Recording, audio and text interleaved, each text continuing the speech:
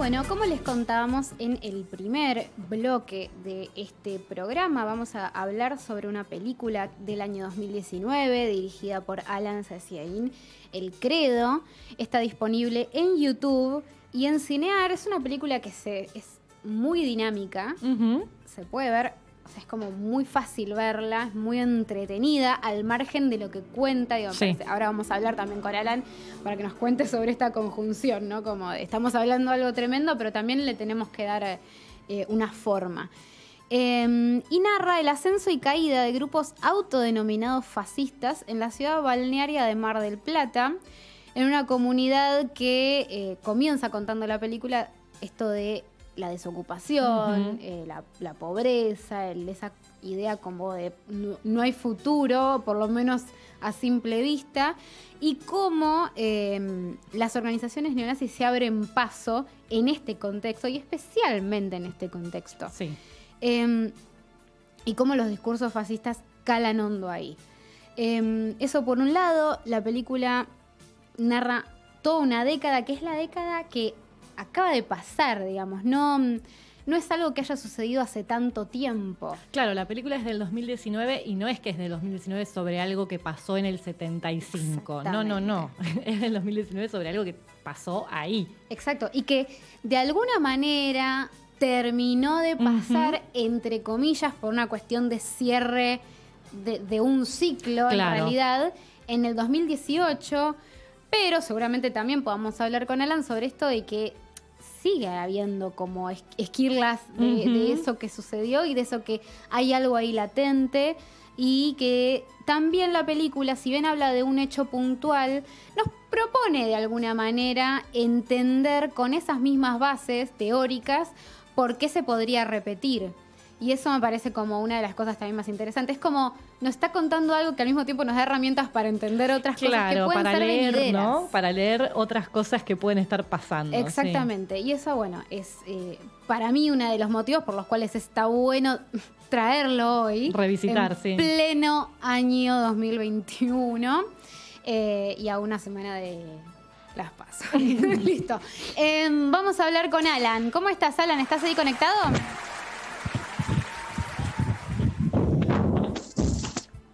Bueno, espero que Alan esté bien, porque los ruidos que estamos escuchando son como efectos de sonido de terror. Que nos diga Alan cuando ¿nos escucha, Alan? Sí, ahí los estoy escuchando. Ahora sí. Y ahora te vemos que estás en un lugar sano y salvo. Yo dije, ¿dónde está? Se nos cayó. Yo dije, se cayó. Alan, bienvenido. Gracias por participar del programa. Lo cierto es que por lo menos yo particularmente hace poco descubrí El Credo. Es como que es una película sobre algo que además tampoco conocía, era como una doble ignorancia, digo, no conocía la película y encima no conocía el caso. Recién estábamos contando de qué se trataba y tengo entendido que el proceso para hacer la película fue acompañar el juicio, fue como un proceso largo. Y quería preguntarte cómo fue eso, digo, cómo fue transitar todo esto alrededor de este suceso que después quizás no fue tan conocido, porque hablar con varias personas y quizás no todos lo conocen. Bueno, por un lado quizá porque haya pasado bastante agua bajo el puente, ¿no? Pensemos que el juicio fue en 2018, la peli se estrenó en 2019, tuvo su repercusión nacional porque salió en los medios nacionales. Sí. Pero es verdad que por ahí en un lado B de los medios alternativos y demás.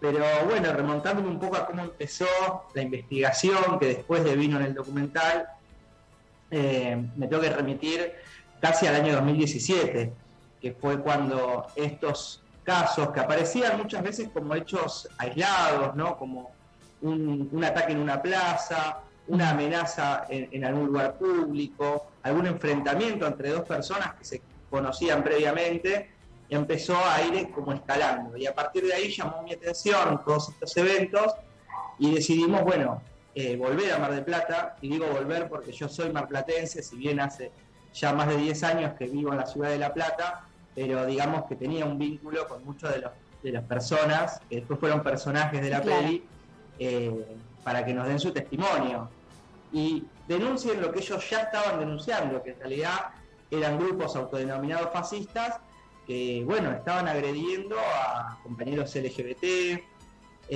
militantes de izquierda, anarquistas, a personas, otra vez, ¿no?, por su orientación sexual o religiosa, y bueno, se empezaban a conectar. Eso pegó un salto con las agresiones de Plaza España y lo que fue la elección de Macri, porque fue ahí cuando ellos, este grupo, digamos, se reunió para ir al búnker en su momento, y ahí empezaron a recrudecerse un poco los ataques. Y cuando grabábamos todo esto que estoy contando, todavía no sabíamos que iba a haber juicio oral.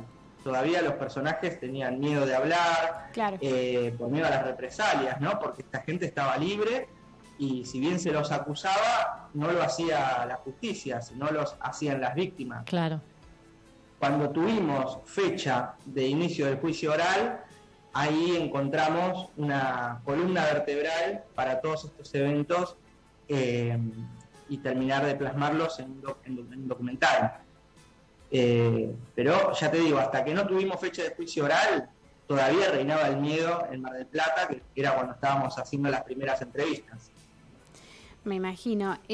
Comenzando un poco por el principio justamente del documental, quería consultarte sobre este planteo que ustedes hacen primero como una especie de diagnóstico y como de situación en cuanto a lo económico y lo social en Mar del Plata, justamente porque en estos últimos días también estuvimos hablando y escuchando en distintos medios y en distintas redes cómo es que el discurso fascista en general cala especialmente cuando se da un contexto justamente de pobreza, de incertidumbre, de precarización. Digo, ¿cómo sentaron esas bases para poder después conectarlo con todo lo que venía después, que tenía que ver con el caso puntual de estos grupos neonazis? Quizá en la necesidad de plantear una hipótesis acerca de cómo estos grupos lograban reclutar. Porque hay un dato de color, pero que explica bastante esta situación, que es una de las motivaciones que yo como realizador tuve en un primer momento para hacer el documental, que era un chico, cuando éramos adolescentes, teníamos una relación de amistad, de grupo, digamos, con la actividad militante, con ir a los 24 de marzo, con ir a las marchas y demás. Y bueno, después me entero y veo en estos videos que él está justamente con estos grupos. Y era un pibe que venía, digamos, del anarquismo, ¿no? Y sí. Pasar de un lado al otro, lo primero que te genera, aparte de sorpresa, es preguntarte cómo sucede tal cosa, claro, ¿no? Y bueno, y así hay varias cosas que te llevan a ese lugar, ¿no? Preguntarte cómo. Entonces, bueno, ¿cómo estos grupos se pueden construir con un discurso homofóbico, discriminatorio, de la buena salud para enaltecer el cuerpo y digamos estas ideas de superioridad que van, ¿no?, como encontrando algunos puntos de apoyo en la realidad relacionados a la seguridad, a la mano dura, ¿no? Hacen política, no es que, digamos, dicen cualquier barbaridad. Nos parece una barbaridad, pero construye un sentido más global. ¿Y en dónde aparecía este fenómeno? Bueno, justamente en un montón de pibes que no encontraban laburo, que básicamente una idea radical al problema personal e individual venía como anillo al dedo. Entonces, esta idea de que Mar del Plata es una de las ciudades, idea no, un hecho, que es la ciudad con más desocupación de la Argentina, con un nivel de precariedad muy alto, una ciudad que tiene laburo durante la temporada, pero después se vuelve muy difícil. Bueno, nos parecía que era un trasfondo donde da lugar a que estos grupos tengan un público, que visto a la luz de los acontecimientos, ¿no?, porque digamos que esto fue hace un par de años, pero la vigencia que tiene esta hipótesis, sí, en relación a la elección de Milei, Exactamente. Y de todo el grupo de los libertarios y demás, que son, que es interesante, ¿no?, para el debate, porque son parecidos y distintos, pero expresan un mismo fenómeno, que es el hecho de que está muy difícil la proyección para la juventud, y las ideas radicales aparecen como una campana a la cual prestar atención. Sí, de hecho, justamente en esa misma conexión y con lo que plantea el documental, como esa hipótesis de la que estábamos hablando recién, esto que mencionás de Milei, por ejemplo, que gana en lugares como Lugano, Villarriachuelo, y lugares que en realidad tienen más esa perspectiva por sobre otros lugares de clase media o media alta, nos parece interesante, y sobre todo también que uno de los personajes de tu película, bueno, Pampillón más precisamente, tuvo como una celebración de la elección de Milei, y resaltó que las ideas de ellos eran similares. Entonces era como interesante para mí el lunes a la mañana pensar como en esta película, para entender también dónde empiezan los discursos, que no empiezan con la exteriorización de la violencia, pero van hacia un lugar, y hay una forma, un arco de transformación de ese discurso que cuando ya caló puede ramificarse hacia lugares horribles, y ya hay gente que está dentro y está ahí. Por lo menos desde ese lugar lo había como pensado. Sí, se va solapando el discurso con otros elementos, digamos, pues son las dos cosas. Hay una sociedad con mucho conflicto, con muchos problemas irresueltos y mucha necesidad de un cambio para cambiar no un proyecto, sino la realidad cotidiana. Y cuando a eso le adosamos un discurso verborrágico, violento, de una estructura machista, ¿no? Porque evoca justamente eso, el machismo del tipo que viene a salvarte y demás. Uno compra una parte, pero en realidad está comprando todo el paquete. Exactamente. Que es lo que viene atrás de estos tipos. Insisto, que es incluso un problema moral para otro sector hablar en esos términos, ¿sí? De ese nivel de confrontación, o inspirando esas, como decíamos recién, esas figuras machistas o poderosas o potentes, que no está bien hacerlo, digamos. Ellos lo hacen y vinculan esas dos capas, la desocupación, la crisis social, con un discurso verborrágico que viene acompañado, viene solapado de la discriminación, o sea, de la xenofobia, ¿no? Hay muchas cosas, hay muchos temas específicos también, porque eso es lo que lo diferencia, ¿no? Porque Pampillón sí se quiere subir al carro del liberalismo, pero él es nacionalista, digamos, es más tipo Trump, digamos, claro, en el sentido de el verdadero argentino y el trabajo, y echar a los extranjeros para... Bueno, Milei no es nacionalista, digamos, claro, es pro mercados internacionales, es claro, pro liberalismo y abrir todo, y que en realidad no echemos a los extranjeros, sino precaricémoslo aún más, o sea, hagamos de ellos mano de obra más barata. Entonces se quiere colgar, pero son dos formas distintas, que para mí una es más real, está más ayornada al siglo XXI, y la otra atrasa un siglo. Claro. Dejémoslo para que se piense, ¿no? Pero justamente hay una que es más peligrosa y la otra que es más colorida. Yo creo que la que le fue bien el domingo es mucho más peligrosa que estos grupos que te hablan incluso insisto, ¿no? De cosas que atrasan en algún sentido. El verdadero fascismo, y eso lo digo como realizador del Credo, es más Milei que Pampillón. Esa es la verdad, para mí. Sí. Alan, ¿cómo estás? Te saluda Nancy también desde acá, y te quería preguntar, aprovechando que trajimos el persona Pampillón de tu documental, y volviendo a esto que decís de cómo se van solapando bajo ciertas cosas, digamos, las otras partes del discurso, notaba mucho también esta cuestión de el apoyo a las autoridades, del ayudar a las fuerzas de seguridad, y todo esto lo tenía como muy marcado él. Pero pensaba en esto de cómo llegaron ustedes a realizar esa entrevista con él, justamente, que es donde se ve bien claramente esta forma de transmitir el discurso que trata de como suavizar o solapar cierta parte de sus actividades con estas otras de nosotros lo que hacemos es defender a nuestras queridas fuerzas o cosas por el estilo. Sí, hola Nancy, ¿cómo estás? Hay un prólogo que es que a Pampillón lo acaban creo que de elevar a juicio por sedición, ¿no? Acaba de avanzar una causa, no acuerdo bien en qué instancia, pero avanzó una causa por sedición en el del año 2013, cuando agitaba el autoacuartelamiento de las fuerzas de seguridad, cuando, no sé si se acuerdan que la policía se acuarteló y hubo saqueos, o sea, hubo toda una cuestión. Bueno, él fue el caudillo de esa campaña en el año 2012-2013 en Mar del Plata. Causa que, bueno, hoy evidentemente sigue avanzando. Entonces, ellos, la reivindicación que hacen de las Fuerzas Armadas, la necesidad de la seguridad y de la mano dura, es uno de sus ejes.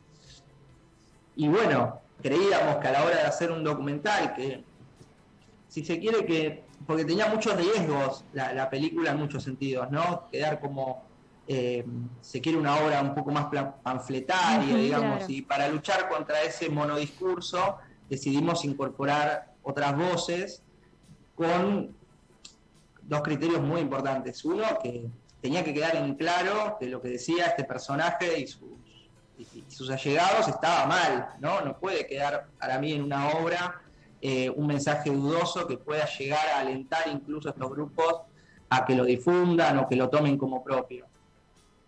Y esto se pudo dar porque, como decía hace un ratito, al estar todavía el juicio sin estar presente, el juicio oral, bueno, ellos se la jugaban también, ¿no? A tener su propia difusión, a decir su verdad, y que después la justicia termine de poner la firma en uno u otro lado.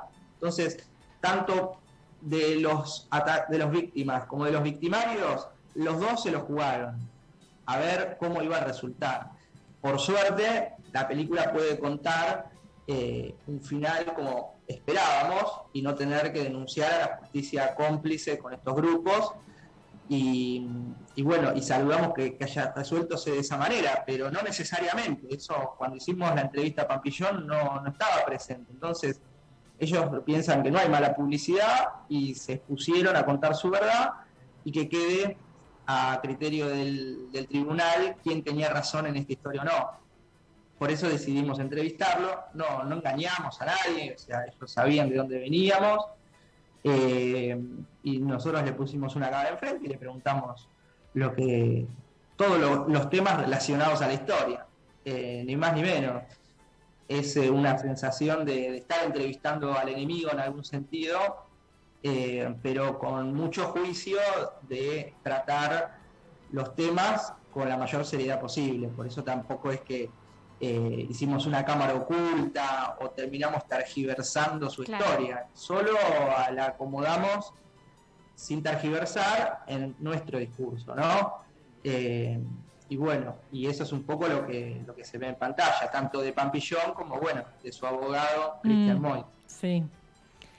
Y también, teniendo en cuenta esto que decís de que ustedes empezaron a filmar sin que esté el juicio todavía, ¿no? Y que eso después se fue dando y obviamente ustedes también lo fueron cubriendo y lo fueron acompañando. ¿Qué implicó en la realización, en el proyecto en sí, el hecho de tener bueno, vamos a juicio, se va a dar el juicio oral, va a ser de esta manera y bueno, hacer todo ese acompañamiento? ¿Cómo se transformó, digamos, la realización, el proyecto a partir de ese momento? Y fue viajar 2 veces por semana de Mar del Plata a La Plata. Hicimos una presentación al tribunal para que nos deje grabar, nos la aceptaron. Y la verdad es que nunca lo habíamos hecho, una cobertura de un juicio. Y fue una experiencia muy intensa, muy rica, ver a los testigos plantarse ante el tribunal y contar lo que les ocurrió. Incluso aprender de cómo ellos mismos, los bandera negra, ¿no? Que fueron los condenados, cómo buscaron defenderse, cómo buscaron tratar de posicionar su discurso para que se les salgan bien las cosas, digamos. La verdad que fue una experiencia muy positiva y quedó una huellita de eso en la imagen, en esa escena última, ¿viste? Uno cuando va a editar corrige el color, corrige los desenfoques, corrige los movimientos feos de cámara, pero todos los movimientos que estaban en la parte del veredicto se ve movido. Eso, bueno, ese era mi brazo temblando de cómo se iba a resolver, ¿no? Tratando de transmitir esa tensión, esa expectativa y todo lo que se jugaba en ese momento. Así que lo tengo como, bueno, un gran recuerdo. Por un lado, increíble que esté todo el material de archivo del juicio, tal cual. Pero además, justo sobre lo que contabas de la entrevista a Pampillón, también me llama a preguntarte sobre el material de archivo de lo que eran sus reuniones, sus encuentros y demás, y cómo había sido rastrear ese material y poder usarlo también.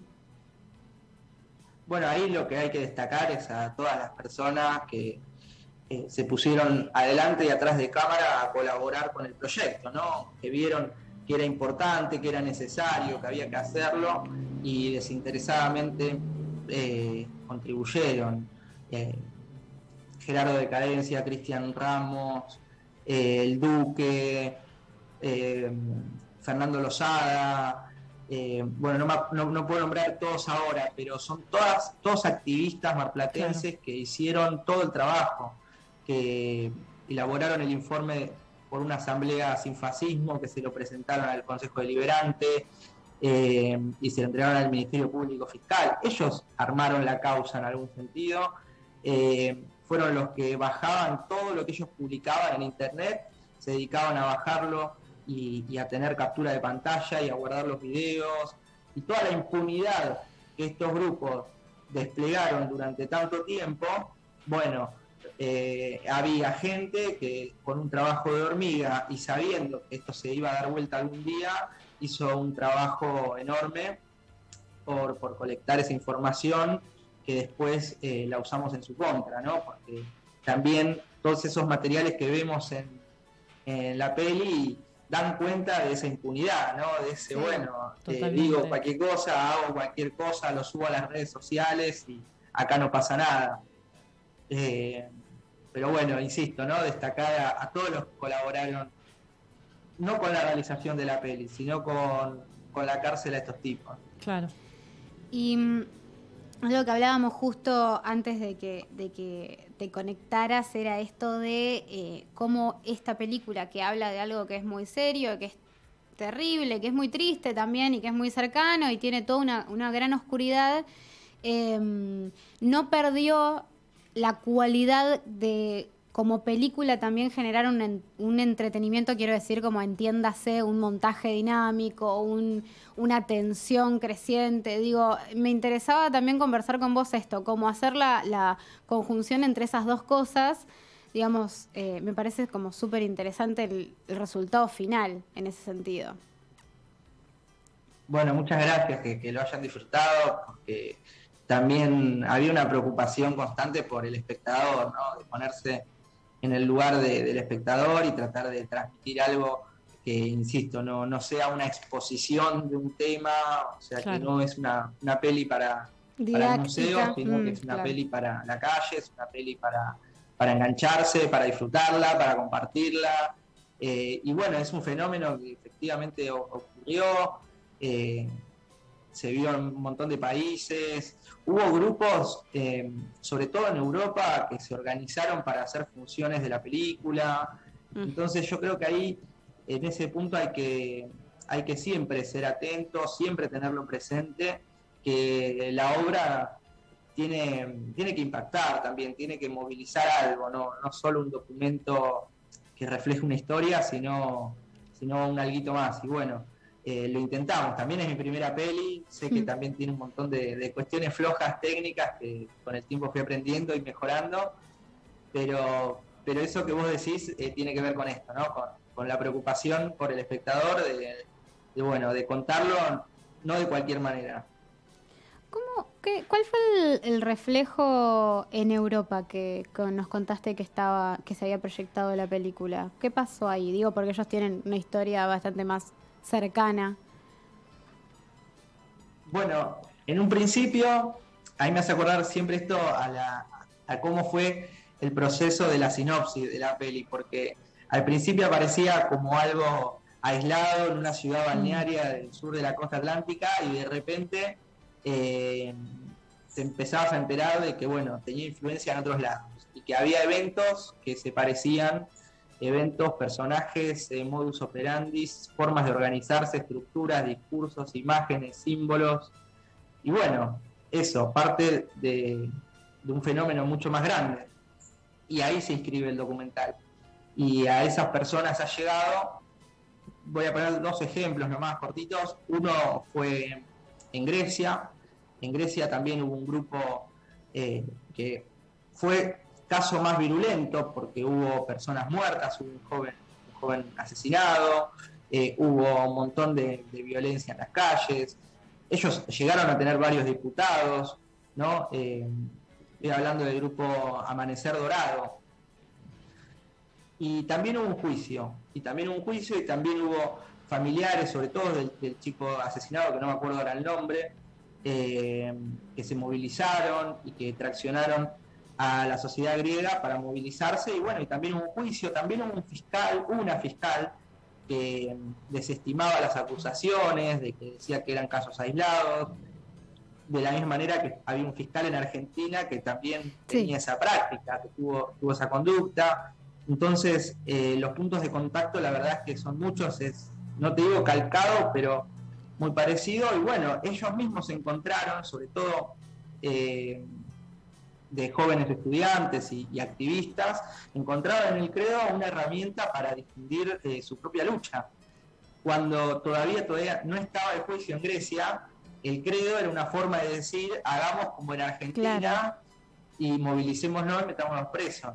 Y bueno, después efectivamente estuvo el juicio, hubo condenas, y entiendo que en varios puntos de Grecia se vio la peli y generó debates que también eran los que teníamos acá, ¿no? En relación a si hay que hacer unidad de acción contra estos grupos o es importante delimitarse.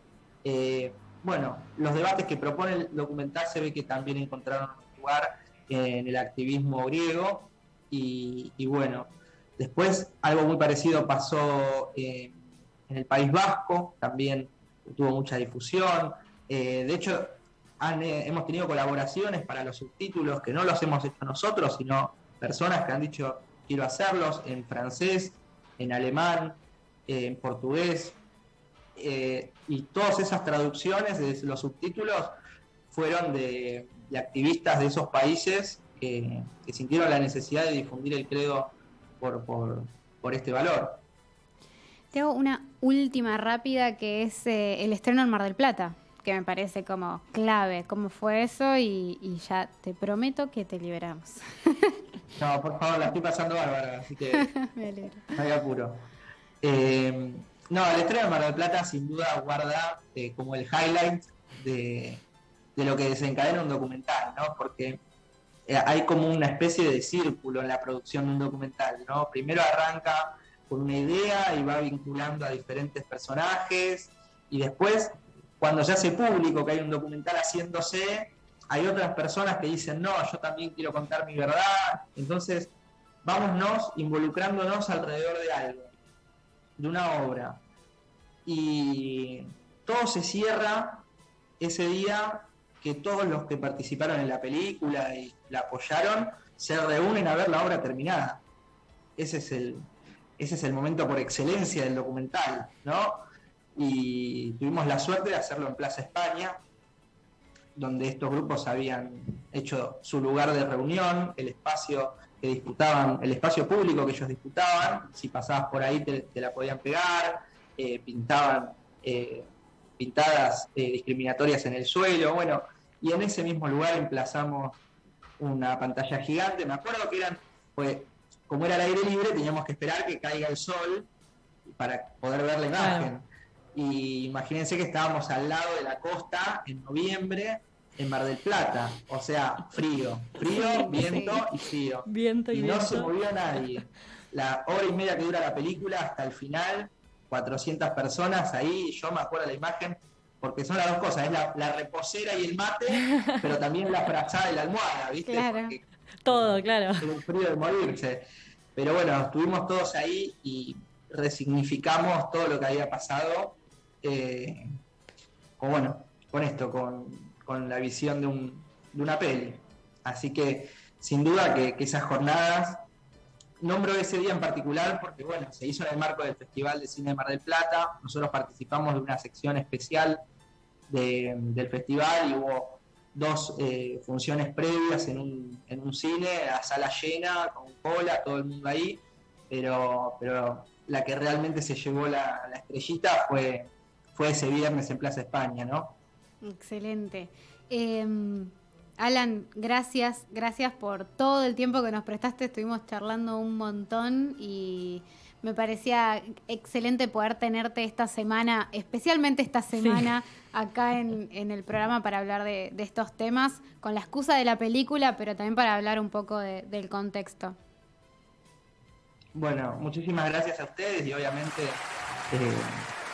hay una cosa que siempre me quedó de una frase de uno de los jueces que no hablaba de las películas, pero hablaba de las leyes, ¿no? Y decía que una ley es algo que es como un barco que cuando se sanciona zarpa del muelle y deja al legislador en el muelle, ¿no? Bueno, a mí me parece que con la peli pasa algo parecido. Zarpa tiene su propia vida y acá está uno en el muelle, para tanto, bueno, si me llaman joya, pero bueno, todo se lo debemos al activismo y a todas las colaboraciones que dieron fruto a esta peli, así que contento de que se siga difundiendo. Me alegra un montón y ojalá se siga difundiendo ahora más que nunca. Te mandamos un abrazo, Alan. Bueno, muchas gracias y muchas gracias. Saludos a todos los espectadores que están viendo y nos vemos pronto. Nos vemos. Estábamos conversando con Alan Saciaín, director del Credo, película que pueden ver en YouTube y en Cinear. En YouTube se ve muy bien. Sí. Y de paso le dan ahí como una reproducción también más Totalmente. al canal de la productora, así que bueno, hablamos de todo y me parece que es un gran momento para escuchar musiquita. ¿Cómo no? Y musiquita que, como dijo Nancy antes, tiene que ver con una serie. Recordamos cuál era la serie. Cruel Summer. Exactamente. Y vamos a escuchar Only Happy When It Rains. Manu. When it rains.